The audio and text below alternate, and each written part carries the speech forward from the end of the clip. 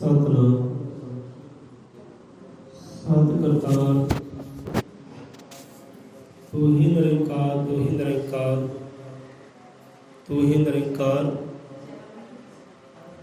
ਅਜ਼ਰ ਅਮਰ ਤ੍ਰਿਕਾਲਦਰਸ਼ੀ ਸ੍ਰਿਸ਼ਟੀ ਕਰਤਾ ਜਗਤ ਗੁਰੂ ਵਾਲਮੀਕ ਦੇ ਆਵਾਨ ਜੀ ਸਭ ਜੀਵਾਂ ਦੇ ਦਾਤਾ ਜੀ ਅੰਗ ਸੰਗ ਸਹਾਈ ਹੋਣ।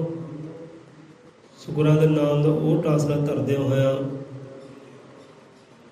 ਆਰਤੀ ਦੇ ਸ਼ਬਦ ਵਿਚਾਰ ਕਰਦੇ ਹਾਂ।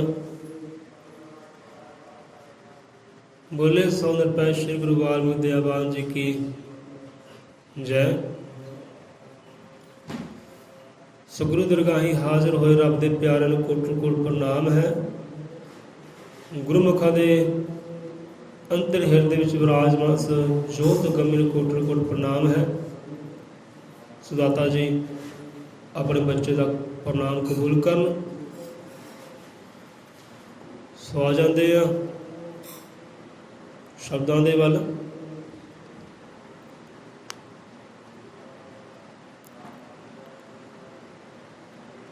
ਹੁਣ ਪਹਿਲਾਂ ਗੁਰੂ ਦਰਗਾਹ ਦੀ ਗੱਲ ਕਰ ਲਈਏ। ਦਰਗਾਹ ਦੇਖੋ ਉੱਚੀਆਂ ਵੀ ਹੁੰਦੀਆਂ, ਦਰਗਾਹਾਂ ਨੀਵੀਆਂ ਵੀ ਹੁੰਦੀਆਂ।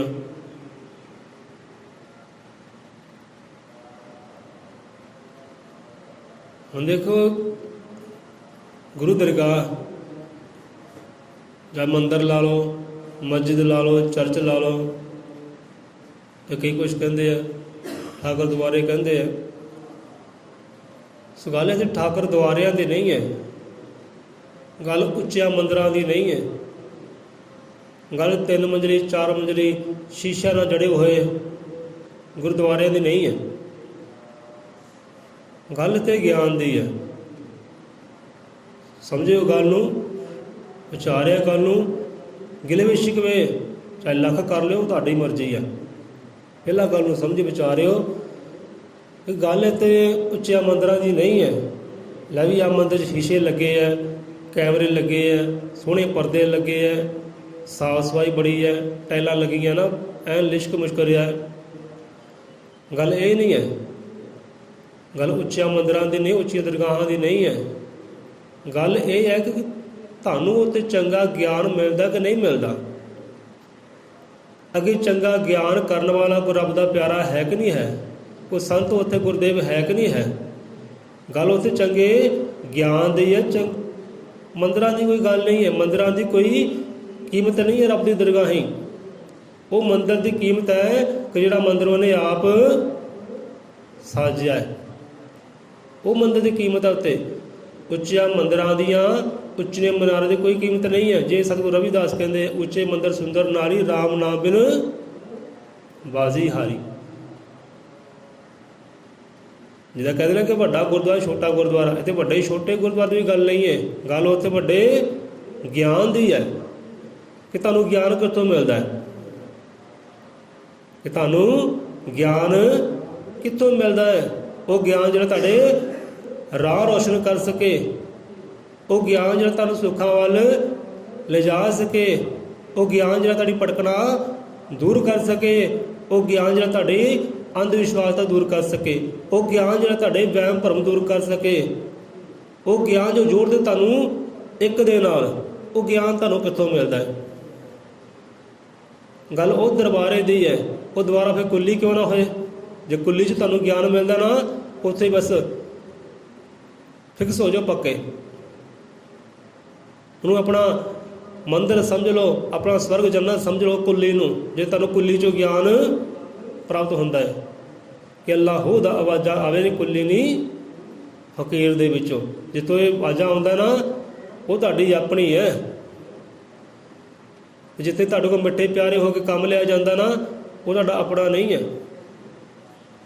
ਸੋ ਧਿਆਨ ਕਰਿਓ, ਗੱਲ ਇੱਥੇ ਉੱਚੀਆਂ ਮੰਦਰਾਂ ਦੀ ਨਹੀਂ ਹੈ, ਉੱਚੀ ਦਰਗਾਹਾਂ ਦੀ ਨਹੀਂ ਹੈ, ਗੱਲ ਇੱਥੇ ਉੱਚੇ ਗਿਆਨ ਦੀ ਹੈ। ਹੁਣ ਕਹਿਣ ਵਾਲੇ ਕਹਿੰਦੇ ਭਾਈ ਆ ਬੰਦਾ ਜਿਹੋ ਜਿਹਾ ਪ੍ਰਚਾਰ ਕਰਦਾ ਨਾ, ਜੇ ਕੋਈ ਹੋਰ ਹੁੰਦਾ ਨਾ, ਇਹਨੂੰ ਬਦਲੀ ਕਰ ਦੇਣਾ ਸੀ। ਹੋਰ ਕੋਈ ਇਹਦਾ ਮੰਦਰਾਂ ਵਿੱਚੋਂ ਜਾਂ ਗੁਰਦੁਆਰੇ ਵਿੱਚੋਂ ਇਹ ਗਿਆਨ ਦੀ ਆਵਾਜ਼ ਕਿਉਂ ਨਹੀਂ ਆਉਂਦੀ? ਇਹੋ ਜਿਹਾ ਗਿਆਨ ਉੱਥੇ ਕਿਉਂ ਨਹੀਂ ਹੁੰਦਾ?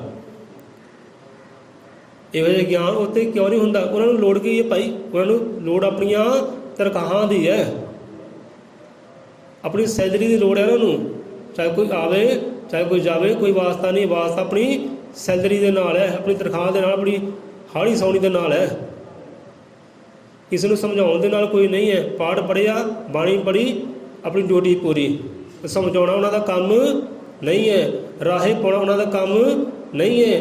ਜੇ ਤੁਹਾਨੂੰ ਗਿਆਨ ਦੇਤਾ ਤਾਂ ਅਗਿਆਨੀ ਕੌਣ ਰਵੇ? ਫਿਰ ਇਹ ਮੂਰਖਾਂ ਵਾਲੇ ਕਾਰਜ ਹੈ, ਉਹ ਫਿਰ ਕਾਰਜ ਕੌਣ ਕਰੇ ਜੇ ਤੁਹਾਨੂੰ ਹੀ ਗਿਆਨ ਹੋ ਗਿਆ ਤਾਂ? ਸਾਨੂੰ ਕਿਸੇ ਗੁਰਦੁਆਰੇ ਪ੍ਰਧਾਨ ਨੇ ਕਿਹਾ ਕਿ ਤੇਰੇ ਪਰਿਵਾਰ ਵਿੱਚ ਆਹ ਕਮੀ ਹੈ, ਤੂੰ ਨਸ਼ਿਆਂ ਦਾ ਜ਼ਿਆਦਾ ਪ੍ਰਚਾਰ ਕਰਿਆ ਕਰ।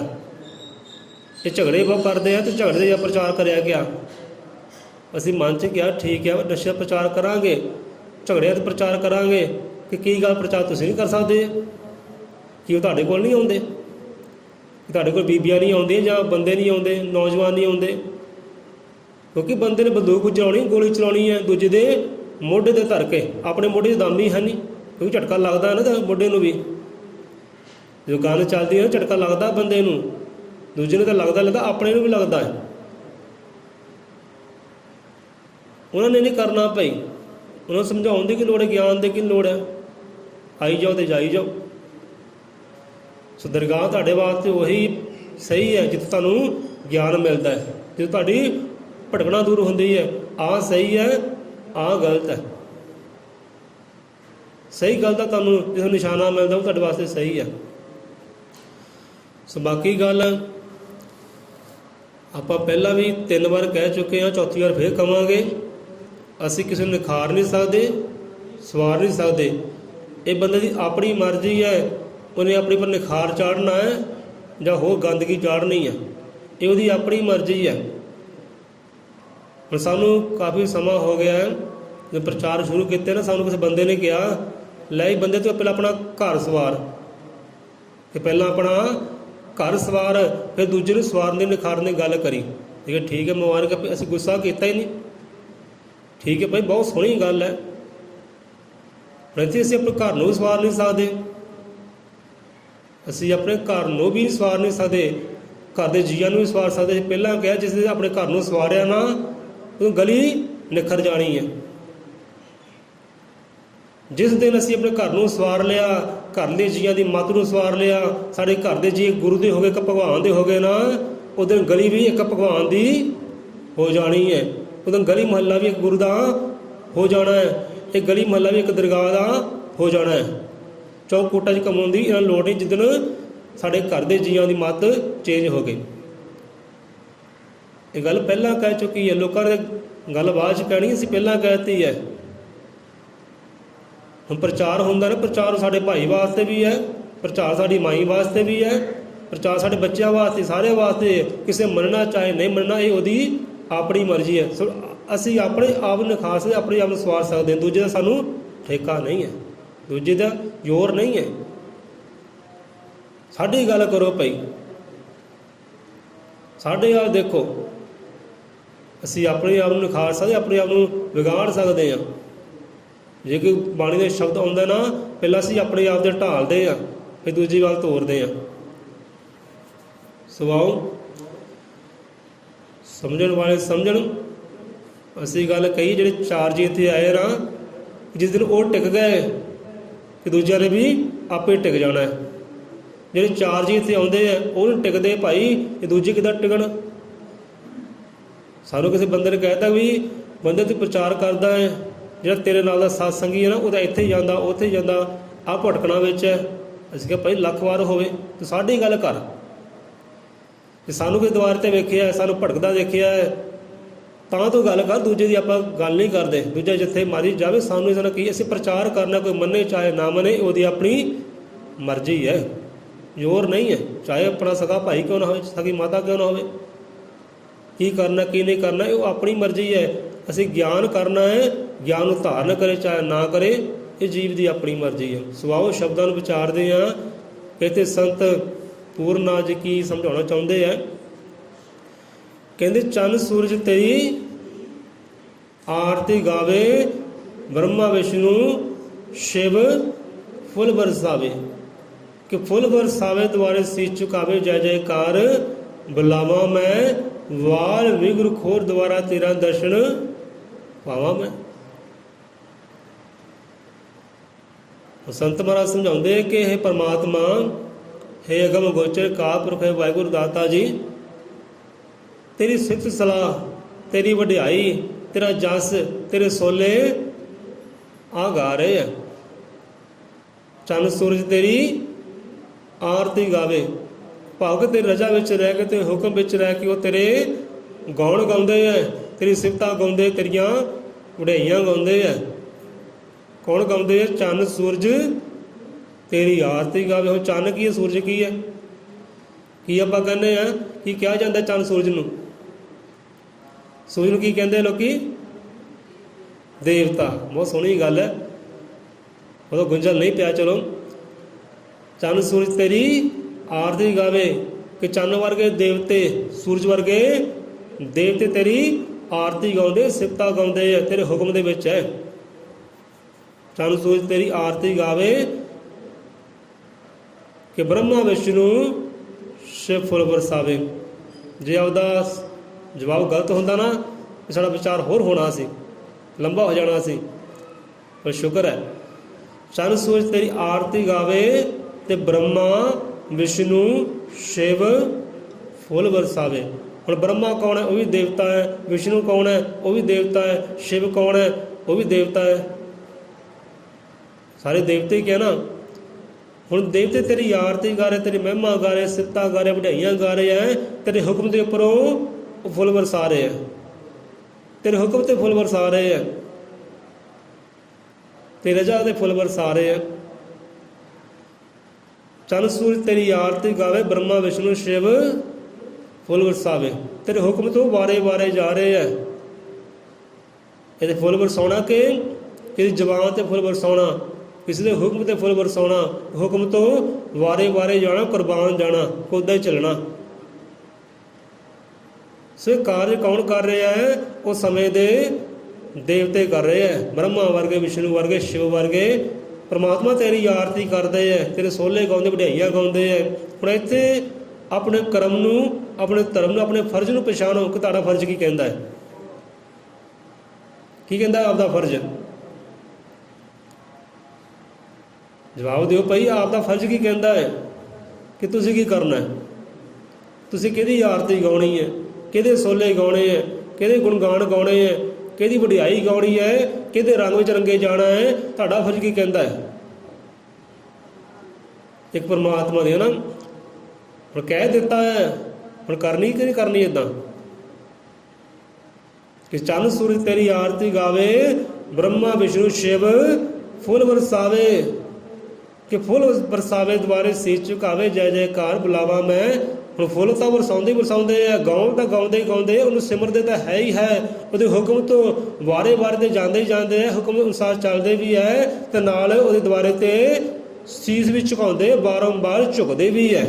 तुसीं किहदे अगे झुकना है? हुण विचार करो। हुण आपां दुनियादारी वाल नहीं जाना कि दुनियादारी नूं गल्लां लगदियां कौड़ियां भाई। सानूं किसी भाई ने कहा कि ये गल्लां बातां ना करिया कर, ये साडे जीवन कौड़ियां लगदियां है, ना करिया कर। पर की करिए? चंद सूरज तेरी आरती गावे ब्रह्मा विष्णु शिव फुल बरसावे कि फुल बरसावे द्वारे सींच चुकावे कि जय जयकार बुलावा मैं। हुण तुसीं किहड़े द्वारे झुकना है? ये तुसीं आप पहचान करो। जे ब्रह्मा वर्गे, शिव जी वर्गे, महादेव वर्गे, चंद सूरज वर्गे देवते उस द्वारे ते झुकते हैं, नमस्कार करते, प्रणाम करते हैं, उस तो वारे वारे जाते हैं, फुल बरसाते, वो गौण गाते हैं। तुहाडा भी धर्म ये कहता, तुहाडा फिर फर्ज कहता अस भी वो एक हरि परमात्मा के गौण गाईए जिन्हें साजिया सब जीवां नूं, जो पाल रहा है, जिहदे हुक्म का डंका सब दुनिया ते वजदा है, हुक्म का खड़क उहदे कोल है, वो हुक्म की तलवार, हुक्म का तरशूल उहदे रब दे कोल है। क्योंकि देवी देवतियां कोल तलवारां होणगियां, तरशूल होणगे, होर हथियार होणगे, पर रब को किहड़ा हथियार है? हुक्म दा। उहदे हुक्म तो सारे कंब कंब जाते हैं, देवी देवते भी। ਸਾਰੇ ਉਹਦੇ ਹੁਕਮ ਦੇ ਹੁਕਮ ਤੋਂ ਬਾਹਰ ਕੋਈ ਇੱਕ ਵੀ ਹੈ ਨਹੀਂ ਗਾ, ਇੱਕ ਬੰਦਾ ਉਹਦੇ ਹੁਕਮ ਤੋਂ ਬਾਹਰ ਹੋਵੇ।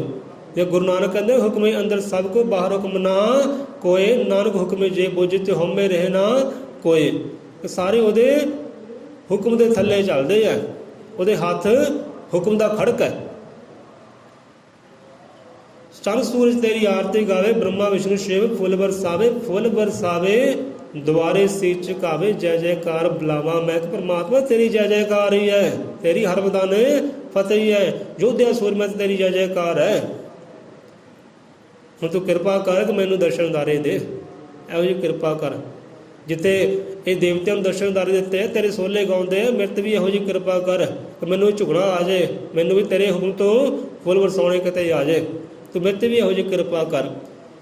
ਤੂੰ ਸਮਝਿਓ ਉਹਨਾਂ ਸ਼ਬਦਾਂ ਨੂੰ ਕਿ ਚੰਨ ਸੂਰਜ ਤੇਰੀ ਆਰਤੀ ਗਾਵੇ, ਬ੍ਰਹਮਾ ਵਿਸ਼ਨੂੰ ਸ਼ਿਵ ਫੁੱਲ ਬਰਸਾਵੇ, ਕਿ ਫੁੱਲ ਬਰਸਾਵੇ ਦੁਆਰੇ ਸੀਸ ਝੁਕਾਵੇ। ਜੈ ਜੈਕਾਰ ਬੁਲਾਵਾ ਮੈਂ। ਜਿੱਥੇ ਉਹ ਦੇਵੀ ਦੇਵਤੇ ਝੁਕਦੇ ਆ ਨਾ, ਕਿ ਤੇਰਾ ਕੰਮ ਵੀ ਉੱਥੇ ਹੀ ਹੈ, ਤੂੰ ਵੀ ਉੱਥੇ ਝੁਕ, ਤੂੰ ਵੀ ਉਹਨੂੰ ਨਮਸਕਾਰ ਕਰ, ਉਹਨੂੰ ਪ੍ਰਣਾਮ ਕਰ, ਉਹਦੇ ਸੋਲੇਗਾ ਜਿਹਨੇ ਸਾਰੇ ਨੂੰ ਸਜਣਾ ਕੀਤਾ ਹੈ, ਜੋ ਸਾਰਿਆਂ ਨੂੰ ਅੰਨ ਜਲ ਦੇ ਰਿਹਾ ਹੈ, ਸਵਾਹ ਦੇ ਰਿਹਾ, ਜੀਵਨ ਦੇ ਰਿਹਾ ਹੈ।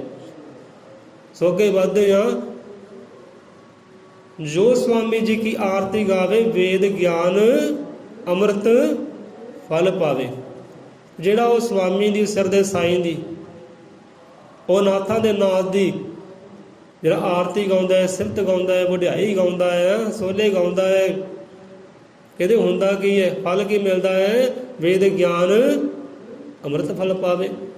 ਜਿਹੜਾ ਵੇਦਾਂ ਵਿਚਲਾ ਗਿਆਨ ਹੈ, ਜੋ ਬਾਈਬਲ ਵਿੱਚ ਗਿਆਨ ਹੈ, ਜੋ ਕੁਰਾਨ ਵਿੱਚ ਗਿਆਨ ਹੈ, ਜੋ ਗੁਰੂ ਗ੍ਰੰਥ ਵਿੱਚ ਗਿਆਨ ਹੈ, ਕਹਿੰਦੇ ਜੋ ਰਮਾਇਣ ਵਿੱਚ, ਜੋ ਵਿਸ਼ਿਸ਼ਟ ਵਿੱਚ ਗਿਆਨ ਹੈ, ਉਹ ਗਿਆਨ ਦਾ ਬੰਦਾ ਬਣ ਜਾਂਦਾ ਹੈ ਪਾਤਰ, ਉਹ ਗਿਆਨ ਉਹਦੀ ਝੋਲੀ ਅੰਦਰ ਆ ਜਾਂਦਾ ਹੈ। ਹੁਣ ਪੜ੍ਹਨ ਪੜ੍ਹਾਉਣ ਦੀ ਵੀ ਗੱਲ ਨਹੀਂ ਹੈ ਕਿ ਬੰਦਾ ਪੜ੍ਹੇ ਅਤੇ ਫਿਰ ਉਹਨੂੰ ਗਿਆਨ ਦੀ ਪ੍ਰਾਪਤੀ ਹੁੰਦੀ ਹੈ, ਪੜ੍ਹਨ ਪੜ੍ਹਾਉਣ ਦੀ ਗੱਲ ਨਹੀਂ ਹੈ। ਜਿਹੜੇ ਸਤਿਗੁਰੂ ਰਵਿਦਾਸ ਵਰਗੇ, ਕਬੀਰਦਾਸ ਵਰਗੇ, ਗੁਰੂ ਨਾਨਕ ਵਰਗੇ ਉਹ ਇੰਨੀਆਂ ਡਿਗਰੀਆਂ ਦੇ ਮਾਲਕ ਨਹੀਂ ਸੀ ਕਿ MA ਕੀਤੀ, BA ਉਹਨੇ ਕੀਤੀ ਸੀ, ਤਾਂ ਨਹੀਂ, ਉਹਨੇ ਕੋਈ MA BA ਨਹੀਂ ਸੀ ਕੀਤੀ, ਅਤੇ ਫਿਰ ਵੀ ਉਹਨਾਂ ਨੂੰ ਹਰ ਗ੍ਰੰਥ ਅੰਦਰ ਜੋ ਗਿਆਨ ਸੀ, ਉਹ ਸਾਰਾ ਗਿਆਨ ਸੀ, ਉਹਨਾਂ ਨੂੰ ਸਾਰੀ ਸੋਝੀ ਸੀ। ਹਾਂ ਬਾਈਬਲ ਵਿੱਚ ਕੀ ਹੈ, ਕੁਰਾਨ ਵਿੱਚ ਕੀ ਹੈ, ਕਿ ਜੋ ਉਚਾਰਦੇ ਸੀ ਨਾ, ਉਹ ਪਹਿਲਾਂ ਹੀ ਦਰਜ ਹੁੰਦਾ ਸੀ।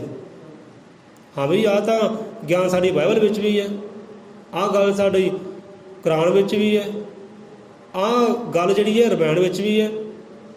ਕੀ ਆਪ ਨੇ ਰਮਾਇਣ ਪੜ੍ਹੀ ਹੈ? ਉਹ ਕਹਿੰਦੇ ਆਪਾਂ ਰਮਾਇਣ ਪੜ੍ਹੀ ਨਹੀਂ, ਸਾਨੂੰ ਪੜ੍ਹਨੇ ਨਹੀਂ ਆਉਂਦਾ। ਉਹ ਗਿਆਨ ਫਿਰ ਕਿੱਥੋਂ ਆ ਗਿਆ?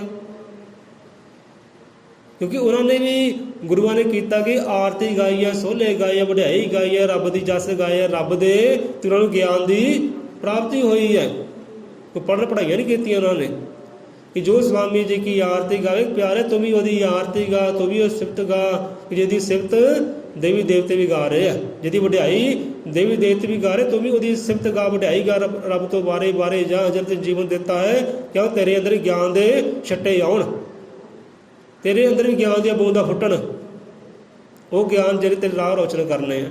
ਜੋ ਸਵਾਮੀ ਜੀ ਕੀ ਆਰਤੀ ਗਾਵੇ, ਵੇਦ ਗਿਆਨ ਦਾ ਭਾਵ ਹੁੰਦਾ ਕਿ ਅੱਖਰੀ ਗਿਆਨ, ਜਿਹੜਾ ਗਿਆਨ ਕਿਤਾਬਾਂ ਵਿੱਚ ਹੈ, ਜਿਹੜਾ ਗਿਆਨ ਗ੍ਰੰਥਾਂ ਵਿੱਚ ਹੈ, ਉਹ ਗਿਆਨ ਦਾ ਤੂੰ ਪਾਤਰ ਬਣ ਜਾਏਗਾ ਉਹਦੀ ਸਿਫਤ ਸਲਾਹ ਗਾਉਣ ਦੇ ਨਾਲ ਹੀ। ਠੀਕ ਹੈ। ਇੱਕ ਰੱਬ, ਇੱਕ ਖੁਦਾ, ਇੱਕ ਵਾਹਿਗੁਰੂ ਦੀ ਸਿਫਤ ਸਲਾਹ ਗਾਉਣ ਦੇ ਨਾਲ ਹੀ ਤੈਨੂੰ ਉਹ ਫਲ ਦੀ ਪ੍ਰਾਪਤੀ ਹੋ ਜਾਏਗੀ। ਜੋ ਸਵਾਮੀ ਜੀ ਕੀ ਆਰਤੀ ਗਾਵੇ, ਵੇਦ ਗਿਆਨ ਅੰਮ੍ਰਿਤ ਫਲ ਪਾਵੇ। ਹੁਣ ਵੇਦ ਗਿਆਨ ਵੀ ਤੈਨੂੰ ਪ੍ਰਾਪਤ ਹੋਏਗਾ, ਅੰਮ੍ਰਿਤ ਫਲ। ਹੁਣ ਅੰਮ੍ਰਿਤ ਫਲ ਕੀ ਹੈ? ਜਿਹੜਾ ਉਹਦੇ ਨਾਮ ਦੇ ਵਿੱਚ ਰਸ ਹੈ ਨਾ, ਉਹ ਵੀ ਤੈਨੂੰ ਪ੍ਰਾਪਤ ਹੋਏਗਾ। ਜੋ ਨਾਮ ਅੰਮ੍ਰਿਤ ਹੈ, ਉਹ ਅੰਮ੍ਰਿਤ ਵੀ ਤੈਨੂੰ ਪ੍ਰਾਪਤ ਹੋਏਗਾ। ਐਡਾ ਵੱਡਾ ਫਲ ਦੇਖੋ ਉਹਦੀ ਸਿਫਤ ਸਲਾਹ ਗਾਉਣ ਦੇ ਵਿੱਚ ਹੀ ਹੈ, ਸਿਫਤ ਸਲਾਹ ਸੁਣਨ ਦੇ ਵਿੱਚ ਹੀ ਹੈ, ਉਸ ਸਿਫਤ ਸਲਾਹ ਦੇ ਨਾਲ ਜੁੜਨ ਵਿੱਚ ਹੀ ਹੈ। ਐਡਾ ਵੱਡੇ ਫਲ ਦੀ ਤੈਨੂੰ ਪ੍ਰਾਪਤੀ ਹੋ ਜਾਣੀ ਹੈ, ਕੋਈ ਕਰਮਕਾਂਡ ਕਰਨ ਦੀ ਲੋੜ ਨਹੀਂ ਹੈ। ਜੋ ਸਵਾਮੀ ਜੀ ਕੀ ਆਰਤੀ ਗਾਵੇ, ਵੇਦ ਗਿਆਨ ਅੰਮ੍ਰਿਤ ਫਲ ਪਾਵੇ। ਅੰਮ੍ਰਿਤ ਫਲ ਹੈ ਕਿ ਉੱਥੇ ਨਾਮ ਰਸ ਦੀ ਗੱਲ ਆਈ ਹੈ। ਜਿਵੇਂ ਕਹਿੰਦੇ ਨੇ ਕਿ ਹਾਂ ਜੀ ਬੰਦਾ ਕੋਈ ਕੰਮ ਕਰਦਾ, ਕੰਮ ਕਰਾਉਂਦਾ ਹੈ, ਉਹ ਕਹਿੰਦਾ ਲੈ ਵੀ ਰਸ ਆ ਗਿਆ, ਮੈਨੂੰ ਕੰਮ ਕਰਨ ਦਾ, ਕੰਮ ਕਰਾਉਣ ਦਾ ਰਸ ਆ ਗਿਆ, ਮਜ਼ਾ ਆ ਗਿਆ। ਜੇ ਸਾਡਾ ਕਰਨ ਕਹਿੰਦਾ ਨਾ ਕਿ ਲੈ ਡੈਡੀ ਅੱਜ ਰੋਟੀ ਖਾਣ ਦਾ ਮਜ਼ਾ ਕਹਿੰਦੇ ਆ ਗਿਆ, ਕਈ ਵਾਰ ਨਹੀਂ ਕਹਿੰਦਾ, ਉਹ ਜੋ ਹੈ ਖਾਧਾ ਚਲੋ ਜੀ। ਹੁਣ ਕਈ ਵਾਰ ਰੋਟੀ ਖਾਣ ਦਾ ਸਵਾਦ ਆਉਂਦਾ, ਰਸ ਆਉਂਦਾ, ਕਈ ਵਾਰ ਨਹੀਂ ਆਉਂਦਾ। ਸੋ ਇੱਦਾਂ ਗੱਲ ਮੁਕਾਈਏ।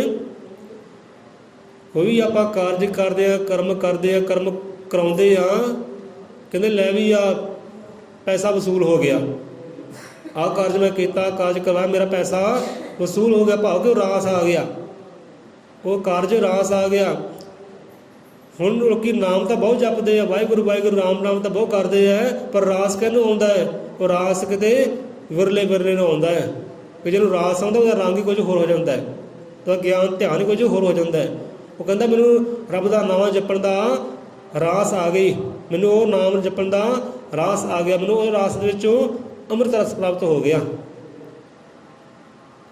ਸੋ ਇੱਥੇ ਉਹੀ ਗੱਲ ਹੈ, ਜੋ ਸਵਾਮੀ ਜੀ ਆਰਤੀ ਗਾਵੇ, ਵੇਦ ਗਿਆਨ ਅੰਮ੍ਰਿਤ ਫਲ ਪਾਵੇ। ਕਿ ਆਪ ਨੂੰ ਵੀ ਅੰਮ੍ਰਿਤ ਫਲ ਦੀ ਪ੍ਰਾਪਤੀ ਹੋ ਜਾਏ, ਰਸ ਦੀ ਪ੍ਰਾਪਤੀ ਹੋ ਜਾਏ, ਤੁਹਾਨੂੰ ਵੀ ਨਾਮ ਜਪਣਾ ਰਾਸ ਆ ਜਾਏ। ਸੋ ਕਾਰਜ ਕਹਿੰਦੇ ਕਰ ਲਓ, ਉਹਦੀ ਆਰਤੀ ਗਾਉਣੀ ਕਰ ਲਓ, ਸਿਫਤ ਸਲਾਹ ਗਾਉਣੀ ਕਰ ਲਓ, ਪੜ੍ਹਨੀ ਕਰ ਲਓ, ਸੁਣਨੀ ਕਰ ਲਓ। ਜੋ स्वामी जी की आरती गावे, वेद ज्ञान अमृत रस पावे, मुक्ति का द्वारा नजरी आवे, सतगुरु शब्द ध्यावा मैं। गल सारी शब्द आके मुकी है, भाव गुरु ते आके मुकी है कि मुक्ति का द्वारा नजरी आवे, उन्होंने वेद ज्ञान की प्राप्ति हो जाती है, अखरी ज्ञान का पात्र बन जाता है, उन्होंने नाम रस की प्राप्ति भी हो जाती है, और नाम अमृत की प्राप्ति हो जाती है, और नाम जपना कार्य करना रास भी आ जाता है, गाना भी रास आ जाता है, और सिमरना भी रास आ जाता है, तो नाले नाल मुक्ति का दोबारा भी नज़र आ जाता है, भाव के दुखों तो सुखों तो मुक्त हो जाता है। ना उन्होंने दुख सताते हैं, ना उन्होंने खुशियाँ सताउंदियां है, ना उन्होंने जन्म सताता है, तो ना उन्होंने मरण सताता है। इस चीज़ तो भी मुक्त हो जाता है, छुटकारा पा लेंगे चीज़ तो। कुछ जिज्ञासु जन जिहड़ा कार्य करता है, जो स्वामी जी की आरती गावे, वेद ज्ञान अमृत फल पावे, कि मुक्ति का द्वारा नजरी आवे, सतगुरु शब्द ध्यावा मैं, ध्यावा मैं। सतगुरु शब्द मैं ध्या रहा भाई, तुसीं भी कार्य की करो, सतगुरु शब्द नूं ध्याना करो, सतगुरु शब्द नाल सिमरना कर लो, उचेते कर लो। एक दिन की होएगा, शब्द नूं सिमरदे सिमरदे सिमरदे तुसीं आप भी शब्द हो जाओगे, सदा सदी अमर हो जाओगे। एक कार्य कहते करना कर लो, मुक्ति का द्वारा, तुहानूं भी मुक्ति का द्वारा नजर आ जाए ना, सभे दुखों सुखों तो छुटकारा तुसीं पा लो। कार्य की करो, गुरु के शब्द नूं ध्याना कर लो, और नाम नूं ध्याना कर लो, सिमरना कर लो जुगती दे नाल ढंग दे नाल, कि वाल वे गुरु खोल द्वारा तेरा दर्शन पावां मैं। अज बसंत संत मिल बैठे, पहली आरती गावां मैं। पहली आरती यही है कि रब दे सोले गाने, सिफत सलाह गाउणी, ਉਹਦੀ ਵਡਿਆਈ ਗਾਉਣੀ, ਤੇ ਸੰਤਾਂ ਦੇ ਨਾਲ ਸੰਗ ਕਰਨਾ, ਸੰਤਾਂ ਗੁਰੂਆਂ ਦੀ ਸੰਗਤ ਕਰਨੀ। ਤੇ ਇੱਥੇ ਹੀ ਖੁਸ਼ੀਆਂ ਹੈ, ਇੱਥੇ ਹੀ ਰੌਣਕਾਂ ਹੈ, ਇੱਥੇ ਈਦ ਹੈ, ਇੱਥੇ ਹੀ ਦੀਵਾਲੀ ਹੈ, ਇੱਥੇ ਹੀ ਦੁਸਹਿਰੇ, ਇੱਥੇ ਹੀ ਬਸੰਤ ਹੈ। ਜੇ ਕੱਲ ਈਦ ਦਾ ਦਿਹਾੜਾ ਸੀ ਨਾ, ਉਹ ਕਹਿੰਦੇ ਈਦ ਇੱਥੇ ਹੈ, ਸੰਤਾਂ ਦੇ ਸੰਗਤ ਕਰਨ ਵਿੱਚ, ਰੱਬ ਦੇ ਸੋਲੇ ਗਾਉਣ ਦੇ ਵਿੱਚ ਈਦ ਹੈ, ਉਹ ਤੇਰੀ ਦੀਵਾਲੀ ਹੈ। ਸਵਾਓ ਇੱਥੇ ਰਸਨਾ ਨੂੰ ਵਿਸ਼ਰਾਮ ਦਈਏ, ਬਾਕੀ ਸ਼ਬਦ ਨੂੰ ਵਿਚਾਰੋ ਭਾਈ, ਸ਼ਬਦ ਨੂੰ ਸਿਮਰੋ। ਤੇ ਜਿਹੜਾ ਕਾਰਜ ਦੇਵੀ ਦੇਵਤੇ ਕਰਦੇ ਆ, ਤੁਸੀਂ ਵੀ ਉਹ ਕਾਰਜ ਕਰੋ। ਉਹ ਰੱਬ ਦੇ ਸੋਲੇ ਗਾਉਂਦੇ ਆ, ਰੱਬ ਦੀ ਸਿਫਤ ਸਲਾਹ ਗਾਉਂਦੇ, ਰੱਬ ਦੀ ਆਰਤੀ ਗਾਉਂਦੇ ਆ, ਤੁਸੀਂ ਵੀ ਉਸ ਇੱਕ ਖੁਦਾ ਦੀ ਆਰਤੀ ਗਾਓ। ਜਿਹੜਾ ਕਾਰਜ ਗੁਰੂਆਂ ਪੀਰਾਂ ਨੇ ਵੀ ਕੀਤਾ ਹੈ, ਉਹਨਾਂ ਨੇ ਵੀ ਇੱਕ ਖੁਦਾ ਵਾਹਿਗੁਰੂ ਦੀ ਆਰਤੀ ਗਾਈ, ਸਿਫਤ ਗਾਈ, ਉਹਦੇ ਨਾਲ ਜੁੜੇ ਹੈ, ਤੇ ਤੁਸੀਂ ਵੀ ਉਹਦੇ ਨਾਲ ਜੁੜਨਾ ਕਰ ਲਓ। ਤੁਹਾਨੂੰ ਵੀ ਸੁੱਖਾਂ ਦੁੱਖਾਂ ਤੋਂ ਮੁਕਤੀ ਮਿਲ ਜਾਏ, ਤੁਹਾਨੂੰ ਮੁਕਤੀ ਦਾ ਦੁਆਰਾ ਨਜ਼ਰ ਆ ਜਾਏ। ਮੁਕਤੀ ਕਾ ਦੁਆਰਾ ਨਜ਼ਰੀ ਆਵੇ, ਸਤਿਗੁਰ ਸ਼ਬਦ ਧਿਆਵਾਂ ਮੈਂ, ਵਾਲਮੀਕ ਗੁਰੂ ਖੋਲ ਦੁਆਰਾ ਤੇਰਾ ਦਰਸ਼ਨ ਪਾਵਾਂ ਮੈਂ। ਹੁਣ ਸ਼ਬਦ ਹੀ ਹੈ, ਹੁਣ ਸ਼ਬਦ ਦੇ ਜ਼ਰੀਏ ਹੀ ਤੁਸੀਂ ਉਹ ਦਰਸ਼ਨਦਾਰੇ ਵੀ ਪਾ ਸਕਦੇ ਆ। ਸੋ ਇੱਥੇ ਗੁਰੂਆਂ ਨੇ ਦੱਸ ਵੀ ਦਿੱਤਾ ਹੈ, ਕਿਆ ਸ਼ਬਦ ਹੈ ਭਾਈ, ਸ਼ਬਦ ਨਾਲ ਦਰਸ਼ਨਦਾਰੇ ਪਾ ਸਕਦੇ ਹੈ, ਤੇ ਸ਼ਬਦ ਦੇ ਨਾਲ ਹੀ ਤੁਹਾਡੇ ਅੰਦਰ खुशियाँ आ सकती हैं, बसंत आ सकती है, ईद आ सकती है, दिवाली आ सकती है। तो शब्द संतां को है, अज बसंत संत मिल बैठे, संतां को शब्द है, वो शब्द संतां कहते लो तो पालो दर्शन दारे वो सुवाओ। ਆਰਤੀ ਹੋਈ ਪੂਰੀ। ਦੇਖ ਲਓ ਆਰਤੀ ਗਾਉਣ ਨੂੰ ਕਿੰਨੇ ਮਿੰਟ ਲੱਗਦੇ ਆ? ਆਰਤੀ ਗਾਉਣ ਨੂੰ 5 10 15 ਮਿੰਟ ਲੱਗਦੇ ਹੋਣਗੇ। ਵਿਚਾਰ ਕਰਨ ਨੂੰ ਦੇਖ ਲਓ ਕਿੰਨੇ ਦਿਨ ਲੱਗ ਗਏ ਆ। ਅਜੇ ਵੀ ਹੋਰ ਵਿਚਾਰ ਹੋ ਸਕਦੀ ਹੈ ਇਹਨਾਂ ਸ਼ਬਦਾਂ 'ਤੇ, ਪਰ ਇੰਨਾ ਹੀ ਬਹੁਤ ਹੈ, ਇੰਨੇ ਸਮਝ ਬੰਦੇ ਨੂੰ ਆ ਜਾਏ। ਸਵਾਓ ਜਾਂਦੀ ਵਾਰ ਫਿਰ ਕਵਾਂਗੇ ਭਾਈ ਸੁਣਨ ਵਾਲੇ ਸੁਣ, ਕਿ ਅਸੀਂ ਕਿਸੇ ਨੂੰ ਨਿਖਾਰ ਨਹੀਂ ਸਕਦੇ, ਅਸੀਂ ਕਿਸੇ ਨੂੰ ਸਵਾਰ ਨਹੀਂ ਸਕਦੇ। ਆਪਣਾ ਆਪ ਨਿਖਾਰ ਲਈਏ, ਆਪਣਾ ਆਪ ਸਵਾਰ ਲਈਏ, ਇੱਥੇ ਹੀ ਸਾਡਾ ਰੱਬ ਖੁਦਾ ਖੁਸ਼ ਹੈ। ਕਿਸੇ ਨੂੰ ਆਪਾਂ ਨਿਖਾਰ ਨਹੀਂ ਸਕਦੇ, ਸਾਡਾ ਭਾਈ ਕਿਉਂ ਨਾ ਹੋਵੇ, ਮਾਤਾ ਕਿਉਂ ਨਾ ਹੋਵੇ, ਕਿਸੇ ਨੂੰ ਨਿਖਾਰ ਨਹੀਂ ਸਕਦੇ। ਜਿੱਦਾਂ ਸਾਡਾ ਪਰਿਵਾਰ ਨਿਖਰ ਗਿਆ, ਪਰਿਵਾਰ ਇੱਕ ਗੁਰੂ ਦਾ ਇੱਕ ਭਗਵਾਨ ਦਾ ਹੋ ਗਿਆ, ਗਲੀ ਮਹੱਲਾ ਆਪ ਹੀ ਸਹੀ ਹੋ ਜਾਣਾ ਹੈ। ਜਿਹੜੇ ਚੰਦ ਜੀਵ ਇੱਥੇ ਆਉਂਦੇ ਹੈ ਕਿ ਜਿਸ ਦਿਨ ਉਹ ਟਿਕ ਗਏ ਨਾ, ਤੇ ਸਾਰਾ ਮਹੱਲਾ ਆਪੇ ਹੀ ਟਿਕ ਜਾਣਾ ਹੈ। ਸੋਚਦਾ ਗਿਆਨ ਦੀ ਗੱਲ ਕਰਨੀ, ਧਿਆਨ ਦੀ ਗੱਲ ਕਰਨੀ, ਮੰਨਣਾ ਚਾਹੇ ਨਹੀਂ ਮੰਨਣਾ, ਇਹ ਬੰਦੇ ਦੀ ਆਪਣੀ ਮਰਜ਼ੀ ਹੈ। ਹੁਣ ਗੱਲਾਂ ਵਿੱਚ ਖੱਟੀਆਂ ਵੀ ਆਉਣੀਆਂ, ਮਿੱਠੀਆਂ ਵੀ ਆਉਣੀਆਂ, ਜਿਹੜੀਆਂ ਕਦੇ ਜ਼ਹਿਰ ਵਾਂਗੂ ਲੱਗਦੀਆਂ। ਹੁਣ ਦੇਖੋ ਜਿਹੜਾ ਸੱਚ ਹੈ ਨਾ, ਉਹ ਕੌੜਾ ਕਿਹਨੂੰ ਲੱਗਦਾ ਹੈ? ਸੱਚ ਕਿਹਨੂੰ ਕੌੜਾ ਲੱਗਦਾ ਹੈ? ਸੱਚ ਉਹ ਬੰਦੇ ਨੂੰ ਕੌੜਾ ਲੱਗਦਾ ਹੈ ਕਿ ਜਿਹੜਾ ਜੀਵਨ ਝੂਠ ਦੇ ਆਸਰੇ 'ਚ ਗੁਜ਼ਾਰਦਾ ਹੋਵੇ। ਜਿਹਦਾ ਜੀਵਨ ਸਾਰਾ ਝੂਠ ਦੇ ਆਸਰੇ 'ਤੇ ਚੱਲਦਾ ਹੈ ਨਾ, ਝੂਠ ਦੇ ਮਾਰਗ 'ਤੇ ਚੱਲਦਾ ਹੈ, ਉਹ ਝੂਠ ਦੇ ਮਾਰਗ 'ਤੇ ਚੱਲਣ ਵਾਲੇ ਨੂੰ ਇਹ ਸੱਚ ਕੌੜਾ ਲੱਗਦਾ ਹੈ। ਜਿਹੜੇ ਸੱਚ ਦੇ ਮਾਰਗ 'ਤੇ ਚੱਲਦੇ ਨਾ, ਉਹਨੂੰ ਫਿਰ ਸੱਚ ਕੌੜਾ ਨਹੀਂ ਲੱਗਦਾ, ਮਿੱਠਾ ਲੱਗਦਾ ਹੈ, ਸ਼ਹਿਦ ਲੱਗਦਾ ਹੈ। ਕਿ ਸੱਚ ਮਿੱਠਾ ਪਿਆਰੇ ਆਸ਼ਕ ਨੂੰ ਕਹਿੰਦੇ, ਉਹ ਆਸ਼ਕ ਨੂੰ ਸੱਚ ਮਿੱਠਾ ਲੱਗਦਾ ਹੈ। ਅਤੇ ਜਿਹੜੇ ਹੁਣ ਹੀ ਬੇਸ਼ੁਕਰੇ, ਹੁਣ ਹੀ ਅਕਿਰਤ ਘਣ ਪੁਰਸ਼, ਉਹਨਾਂ ਨੂੰ ਫਿਰ ਸੱਚ ਜ਼ਹਿਰ ਦਿਖਾਈ ਦਿੰਦਾ, ਕਿਉਂਕਿ ਜੀਵਨ ਦਾ ਝੂਠ ਦੇ ਮਾਰਗ 'ਤੇ ਜਾ ਰਿਹਾ ਹੈ। ਜੀਵਨ ਝੂਠ ਹੈ ਉਹਨਾਂ ਦਾ, ਜੇ ਸਤਿਗੁਰੂ ਰਵਿਦਾਸ ਕਹਿੰਦੇ ਆ। ਸੋ ਇੱਥੇ ਹੀ ਫਤਿਹ ਬੁਲਾਈਏ। ਬੋਲੇ ਸੌ ਰੁਪਏ ਅਜ਼ਮ ਤ੍ਰਿਕਾਲ ਦਰਸ਼ੀ ਸ੍ਰਿਸ਼ਟੀ ਕਰਤਾ ਵਾਲਮੀਕ ਦਇਆਵਾਨ ਜੀ ਕੀ ਜੈ। ਜਾਂਦੇ ਜਾਣ ਦੱਸਦੀ ਹੈ ਭਾਈ, ਅੱਜ ਤੋਂ ਸਤਸੰਗ ਨਾਲ ਹਰ ਸੰਗਰਾਂਦ ਹੀ ਹੋਏਗਾ, ਹਰ ਐਤਵਾਰ ਹੀ ਹੋਏਗਾ। ਠੀਕ ਹੈ, ਐਤਵਾਰ ਦੇ ਐਤਵਾਰ ਸਤਸੰਗ ਹੋਇਆ ਕਰੇਗਾ, ਸੰਗਰਾਂਦ ਆਇਆ ਕਰੇਗੀ, ਉਹ ਸਤਸੰਗ ਹੋਇਆ ਕਰੇਗਾ, ਕਿਉਂਕਿ ਅੱਗੇ ਕਦਰਾਂ ਕਰਨ ਵਾਲੇ ਹੈ ਨਹੀਂ ਹੈ। ਕਿਉਂਕਿ ਅੱਗੇ ਕਦਰਾਂ ਕਰਨ ਵਾਲੇ ਜੀਵ ਹੈ ਨਹੀਂ ਗੇ, ਉਹ ਗਿਆਨ ਨੂੰ ਪਕੜਨ ਵਾਲੇ ਜੀਵ ਹੈ ਨਹੀਂ ਗੇ, ਉਸ ਅਨੁਸਾਰ ਚੱਲਣ ਵਾਲੇ ਜੀਵ ਹੈ ਨਹੀਂ ਹੈ। ਸੰਤ ਰਬ ਕਹਿੰਦੇ ਜਿੱਥੇ ਅਮਲ ਨਾ ਹੋਵੇ ਉੱਥੇ ਗਿਆਨ ਨਹੀਂ ਕਰਨਾ ਚਾਹੀਦਾ। ਮੂਰਖਤਾ ਹੈ ਕਹਿੰਦੇ ਇਨਸਾਨ ਦੀ, ਜਿੱਥੇ ਉਹ ਗਿਆਨ 'ਤੇ ਚੱਲੇ ਹੀ ਨਾ, ਪਕੜੇ ਹੀ ਨਾ, ਕਦਰ ਹੀ ਨਾ ਕਰੇ, ਉੱਥੇ ਗਿਆਨ ਕਰਨਾ ਇਨਸਾਨ ਦੀ ਸਭ ਤੋਂ ਵੱਡੀ ਮੂਰਖਤਾ ਹੈ। ਇਹ ਗੱਲ ਸਤਿਗੁਰੂ ਕਬੀਰ ਦਾਸ ਵੀ ਸਮਝਾਉਂਦੇ ਆ, ਉਹ ਸ਼ਬਦ ਆਪ ਨਾਲ ਸਾਂਝੇ ਵੀ ਕੀਤੇ ਆ। जब गुण को गाहक मिले तब गुण लागे बकाई, जब गुण को गाहक नहीं तो कौडे बदली जाई। जब गुण को गाहक मिले तब गुण लागे बेकाई, कि जब गुण को गाहक नहीं तो कौडे बदले जाई। ਅਸੀਂ ਨਹੀਂ ਚਾਹੁੰਦੇ ਕਿ ਗੁਰਾਂ ਦਾ ਗਿਆਨ ਇੱਦਾਂ ਹੀ ਕੌਡੀ 'ਚ ਚਲਾ ਜਾਵੇ, ਮੁੱਲ ਪੈਣਾ ਚਾਹੀਦਾ ਹੈ। बोले सौंदर पै अजम त्रिकाल दर्शी सृष्टि करता वाल्मीक दयावान जी की जय। संता भगता की जय। सतगुर दे श्रद्धालुआं दी सदा सदा संसार चो जय।